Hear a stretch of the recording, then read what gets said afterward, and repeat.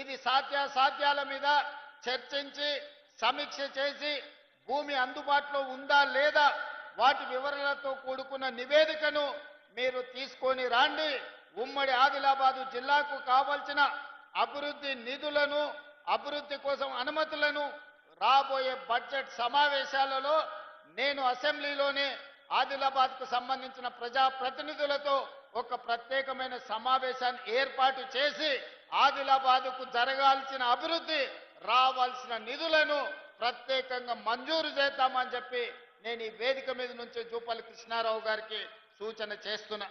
మిత్రులారా, ఆనాడు doctor YS Rajasekhara Reddy గారు శ్రీమతి సోనియా గాంధీ గారి నాయకత్వంలో మొదలుపెట్టిన Pranahita Chevella project, doctor Babasaheb Ambedkar Pranahita Chevella project ఆదిలాబాద్కు 2.5 లక్షల ఎకరాల నీళ్లు ఇవ్వాల్సి ఉండే. కానీ ఏదో ఆలోచన, లేకపోతే అది స్వార్థమా లేకపోతే ఆలోచనలో ఉన్న లోపమా నాకు తెలీదు, కానీ 1,10,000 కోట్ల రూపాయలు ఖర్చు పెట్టినా ఇంకా 40-50 కోట్ల రూపాయలు ఖర్చు పెట్టాల్సింది ఉన్నా ఆదిలాబాదుకు గోదావరి జలాలు రావడానికి సాధ్యం లేదు. అందుకే ఈనాడు మన ప్రభుత్వం వచ్చిన తర్వాత ఆలోచన చేసినాం. ఆదిలాబాదు రైతాంగానికి నీళ్లు ఇవ్వాలి అంటే తుమ్మిడిహెట్టి దగ్గర ప్రాణహిత చేవెళ్ల ప్రాజెక్టును కట్టాల్సిందే, కట్టి తీరవలసిందే. తుమ్మిడిహెట్టి ప్రాంతంలో ప్రాజెక్టును కట్టి ఆదిలాబాదుకు నీళ్లు ఇవ్వాలని నిర్ణయం తీసుకున్నాం. దానికి సంబంధించిన సర్వేలు జరుగుతున్నాయి, నివేదికలు తయారు అవుతున్నాయి. బడ్జెట్ సమావేశాల లోపు ఉత్తమ్ కుమార్ రెడ్డి గారికి సూచన చేస్తున్నా, ఈ తుమ్మిడిహెట్టి దగ్గర నిర్మించాల్సిన ప్రాజెక్టు సంబంధించిన సంపూర్ణమైన నివేదికను తయారు చేయండి. ఆదిలాబాద్ రైతాంగానికి సాగునీరు అందించి ఈ ప్రాంతాన్ని ఆదుకుందాం. తుమ్మిడిహెట్టి దగ్గర ప్రాజెక్టు నిర్మించుకుందాం. మనకు రావాల్సిన నీళ్లను ప్రతి చుక్కను మనం ఒడిసి పట్టుకుందామని చెప్పి ఉత్తమ్ కుమార్ రెడ్డి గారికి నేను సూచన చేస్తున్నా. అదేవిధంగా ఎర్ర బస్సే కష్టం. ఆదిలాబాదు గూడాలలో ఇక్కడుండే పటేళ్లు చాలా మంది వచ్చి నన్ను కలుస్తుంటారు. సార్, మాకు పోవడానికి దారి లేదు, ఆ ఫారెస్ట్ ఆఫీసర్లు ఇల్లు కట్టుకొని ఇస్తలేరు, మా ఊరికి ఎర్ర బస్సు కూడా రావడం లేదని. అందుకే ఈనాడు ఆదిలాబాదు ప్రాంతాన్ని ప్రత్యేకంగా గుర్తించి మిత్రులు పాయల శంకర్ ఆదిలాబాద్ ఎయిర్పోర్టుకు సంబంధించిన అంశాన్ని నగేష్ గారు అదేవిధంగా ఎడమ బొజ్జు గారు నా దృష్టికి తెచ్చారు. అందుకే ఆదిలాబాదు జిల్లాకి ఎయిర్పోర్టు తీసుకొచ్చి ఎర్ర బస్సు రాని ఈ ప్రాంతానికి ఎయిర్ బస్సు తీసుకొచ్చి విమానాలను తీసుకొచ్చే బాధ్యత మన ప్రభుత్వం తీసుకుంటుంది. ఆదిలాబాద్లో పెద్ద భారత ప్రధానమంత్రి నరేంద్ర మోడీ గారి చేత ఎయిర్పోర్టును ప్రారంభించుకుందాం.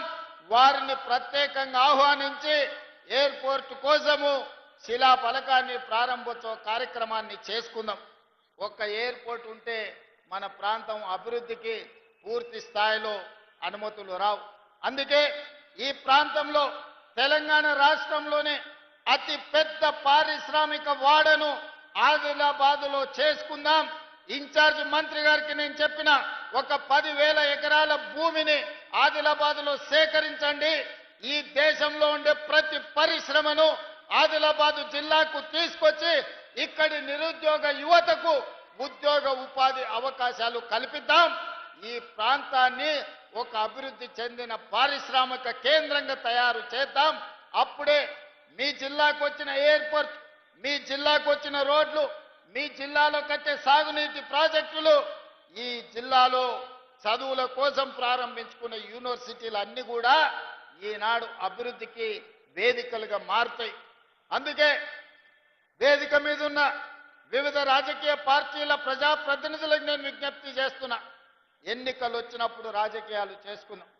ఎన్నికలు వచ్చినప్పుడు ఎవరి పార్టీని గెలిపించుకోవడానికి వాళ్ళు ప్రయత్నం చేసుకుందాం. ఎన్నికలు ముగిసిన తర్వాత అభివృద్ధి మంత్రంగా మనల్ని ఓట్లేసి గెలిపించిన ప్రజలకు సంక్షేమాన్ని అభివృద్ధిని అందించే విధంగా కలిసిమెలిసి పనిచేద్దాం.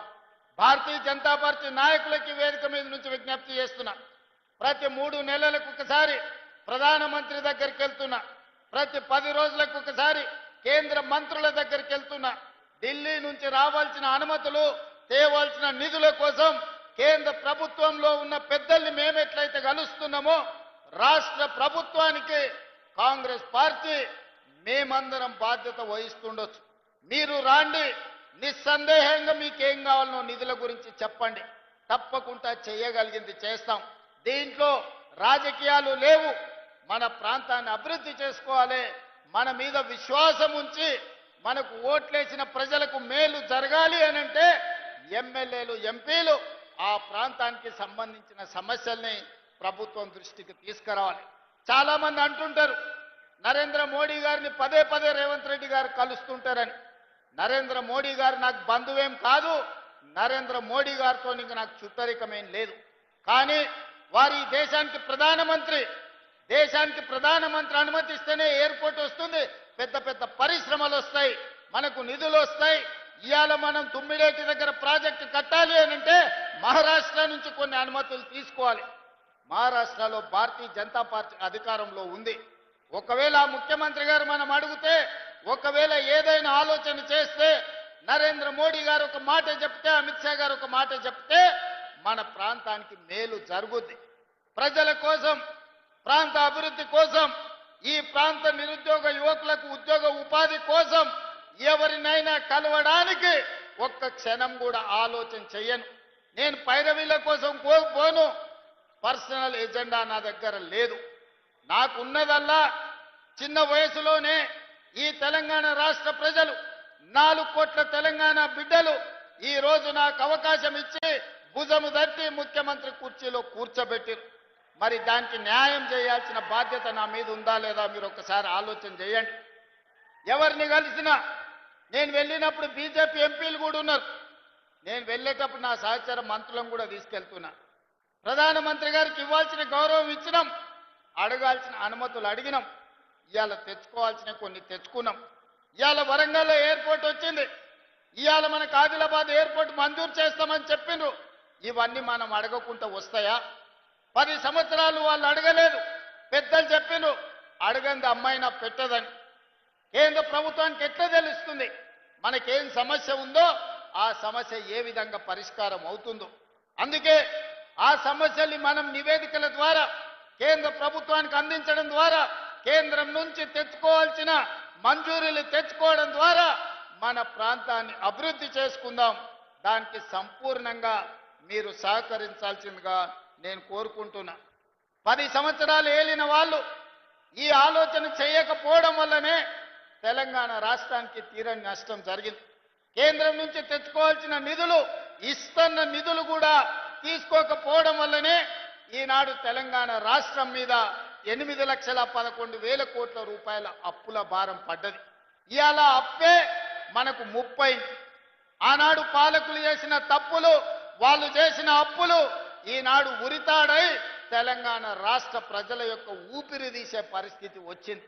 అందుకే ఈ చిక్కుముళ్లను ఒక్కొక్కటి పరిష్కరించుకుంటూ, సమస్యల్ని దాటుకుంటూ, పేద ప్రజలకు చేయాల్సిన పనులను చేసుకుంటూ ఈరోజు ముందుకెళ్తున్నాం.